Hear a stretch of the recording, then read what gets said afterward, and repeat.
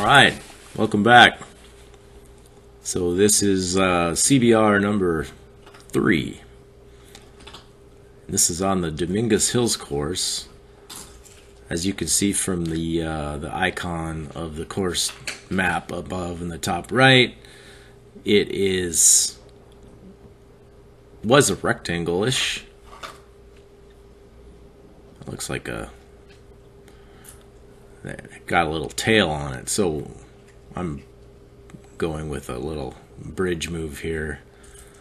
So you're gonna see this is the normal Dominguez Hills course, except they added a little extra on to make it a circuit race. So we take a left here instead of going straight, and you see the delineators going down the center of the road. That's dividing the course, and we're gonna make a right turn here and then go down to the end of the road and make a U-turn, hairpin on a 180. So we're all coming back together here. Small group had gone off the front. We caught them.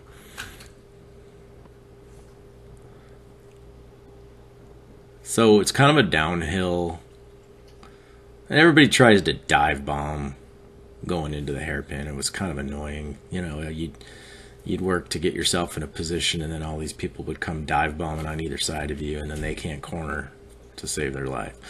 So then you'd have to hit the brakes and then sprint out of the corner, get back up to speed as you go up a little hill. So then we go uphill, gradual false flat right here, and we make a left turn, and then it goes up to approximately 4% grade for a block or two, and then onto the finish line. So here's a left turn. We got 2 turns to go to the finish. This kind of kicks up right here. I think as you get towards the top, this is the part that had a little bit of a sting in it. It was like 4% right here.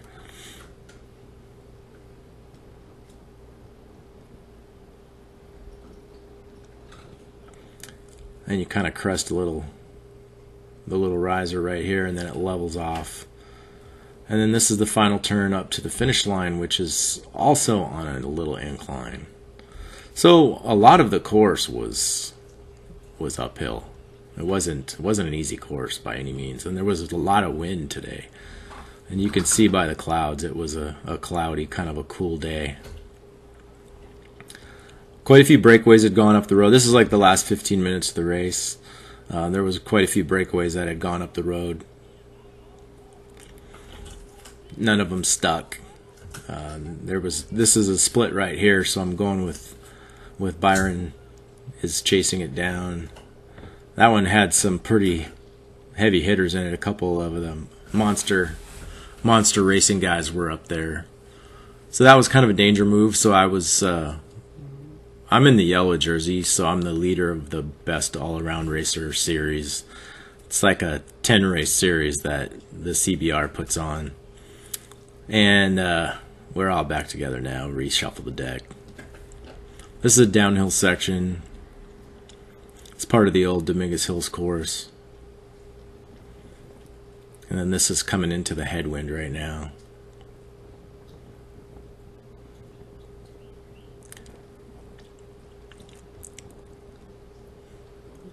Lots of attacking. Anytime the pace eased up even for a little bit, someone was going off the front trying to get away.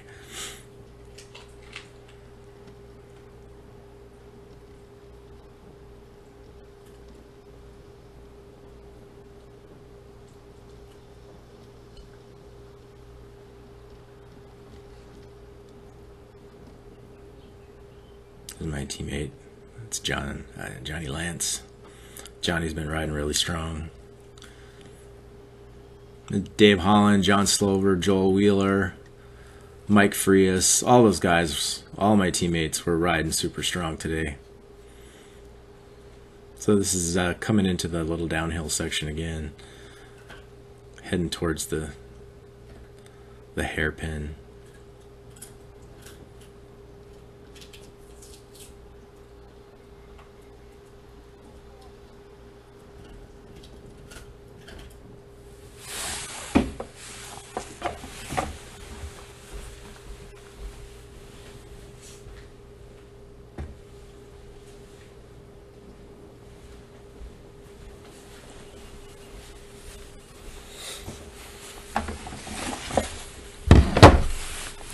I had tried to get out front so I could take my own line through the hairpin for the first time of the whole horse. And then Kenny Rogers come blasting around me, and then he goes off the front. There goes Jason Midoff, Anthony Freeman chasing him down. So I just kind of roll up behind them. We're moving pretty good on the gradual uphill.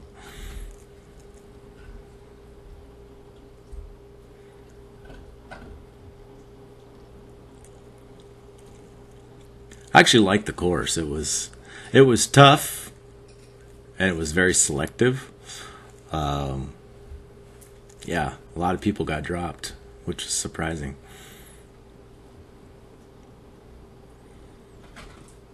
I did the 35 race after this, and I stayed until 2 laps to go, and then I pulled out because it started getting a little crazy. People were taking a lot of chances through the hairpin, and I'm doing the Murrieta stage race next weekend, and I just didn't want to crash. So I kind of wussed out and pulled out with 2 laps to go just because I was so far back I wasn't going to be a factor anyway. So I got my workout in, called it good. But this race, I was all in. I wanted to get a good placing. I did not get the mid-race bar points. John Garbo got those and probably made him the outright leader of the race at this point. Unfortunately, he goes for a 2-lap flyer with 2 laps to go, tries to go solo and gets caught, and I don't think that he placed very high in the overall, so I don't think he got a lot of points there. So Chris DeMarchi and John Garbo and I are all within 5 points of each other, so it's really close, a really close race for the yellow jersey now.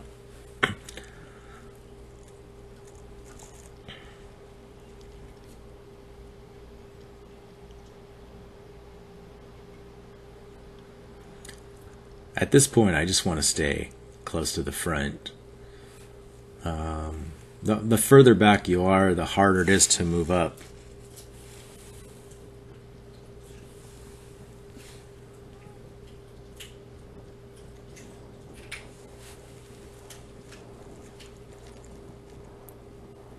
It was a hard move up the right curb that I had to go with. There's my teammate John Slover. He's going to help me stitch this up, because we're getting down to the last few laps here, so we can't let a group go off the front.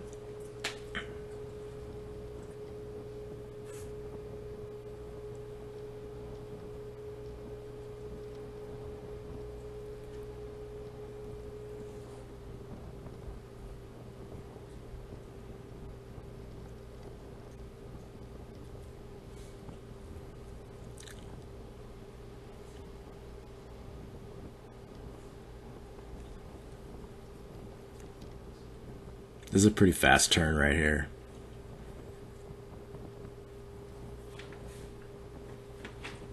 It's always fun barreling at 30 miles an hour towards a 180-degree hairpin turn when you got to stand on your brakes. Good times. And there's everybody swarming and dive bombing the turn again. You almost have to just get on the front and just hammer all the way to the turnaround if you want to stay in a good position.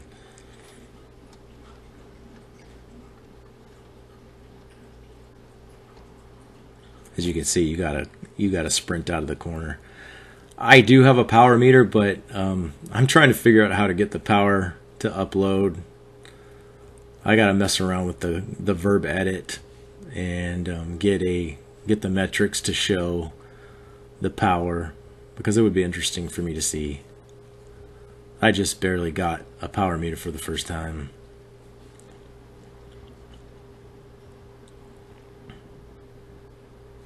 I'm using the Favera Asiamo Uno, so it's a left-sided power meter on the pedals, which I kind of like because I can switch it between my bikes.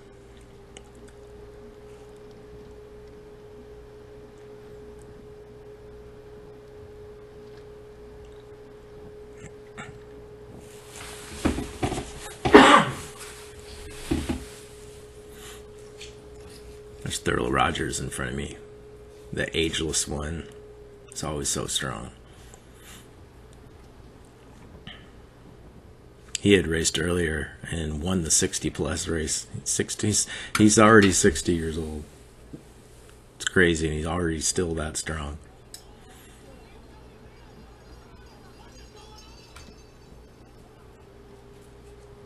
So I think that was 2 laps to go.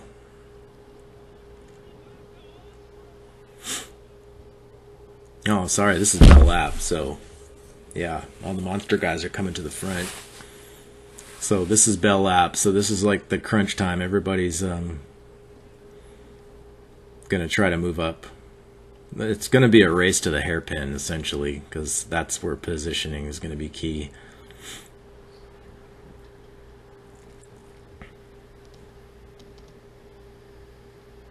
That's Chris DeMarchi in the green. He is the most aggressive rider. That's why he has the green jersey. That's for the rider that has led the most laps.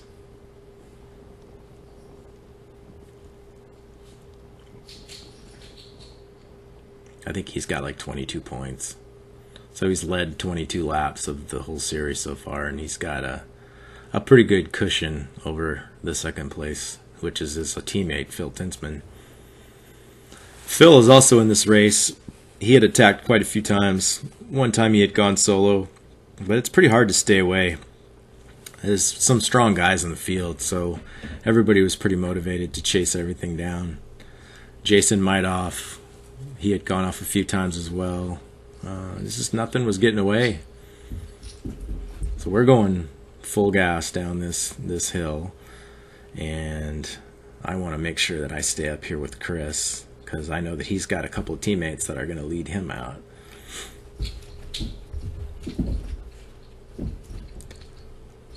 This is going to be the key corner right here. I'm just hoping that we don't get swarmed. Everybody starts dive bombing into this last turn, and that could get ugly. If one person stacks it up, we all go down. All right, so I make it in the top 10. Whoop! I have to slide through the inside there. All right, there goes Phil Tinsman, and Randall Coxworth is his teammate. They're communicating with each other that they're doing a lead out, and I believe Chris DeMarchi, their teammate, is right on my wheel. So I want to go around Ruben here. Ruben is, I want to get on Phil's wheel because I know that he's being led out. But Ruben is fighting me for the wheel, so I was like, just take it. It's not worth the battle. But I also don't want to lose their wheel. So they're going up this hill at 28 miles an hour, 29 miles an hour, 30 miles an hour, full gas. This is hurting right here.